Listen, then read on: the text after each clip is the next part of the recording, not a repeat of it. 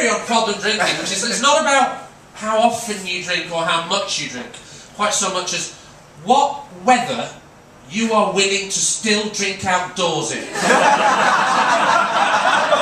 what I mean? That's really, there's like a sliding scale of somebody who drinks sherry in a castle and somebody who has a dog on a bit of string and only drinks out of gold cans.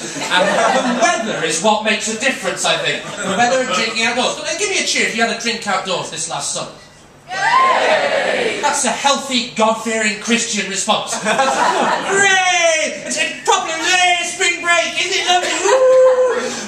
That's actually, it feels healthy to know what a lovely day. Let's go and get problem-level shit-faced as hell. It would be a crime against God and nature not to really injure ourselves medically on some grass with strangers. That's the thing, as long as there's some grass involved and it's nice weather, no one will look at you twice. Yeah, that's the rule, but if it's snowing or misty, you can't make that call. Well, I said, oh, a bit shitty weather, do you want to come down the scrapyard with some wine? No. You've changed, mate. Okay. That's the rule, I think. When there's not a cloud in the sky, all that separates us from the homeless is choice of location. That's rule number 1. Rule number 2, as long as you're taking one item of food with you, that's technically a picnic. Not an alcoholic, I'm carrying cheese. No one ever picks you up on that picnic claim, do they? We're coming on a picnic, what are we having?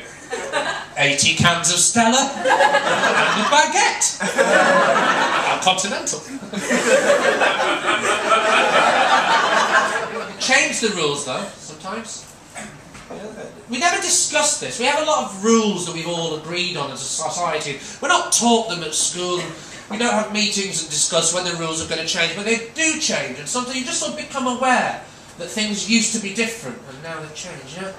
Like, you can drink what you like now. People don't judge you the same way they used to. You drink cider now. People don't assume you live in a tree. That has changed. Not that long ago. There's only quite a young audience. You might not be aware. Cider wasn't always acceptable in the way it is now. There was a point, like 5 or 6 years ago, if you were drinking cider, especially outdoors, you might as well be wanking at the traffic while you're out. Cider was a proper red-faced maniac's drink. Some of you, again, too young maybe to even remember the red-faced maniacs that used to roam this land. There was a time when every car park had just a weird mental bloke living in it, in his dressing gown, and all he had was a big bottle of cider, possibly in a paper bag, and a pram full of old shoes for some reason. And he'd just yell randomly, "Ah, don't touch my bin!" And he'd go, "What's wrong with that man, Mummy?" "She's a character." I don't see them anymore. They're in hospitals and clinics now. But give the Tories another 6 months, they'll be back out. It'll be our problem again soon. Cider was their drink of choice. And that's changed. No recipe changes. Cider's the same drink. It always was. Still made of apples and a bit of insanity and care. Right? But now suddenly there's been some adverts, and suddenly cider is friendly, isn't it? You have it on ice now. You know what? It's a lovely, friendly Irish summer drink. Have a cider. Have it in a tree house with your friends. Come on. It's only your 5 a day. Give it to children. It's safe. It's fruit, basically. You know? It's amazing.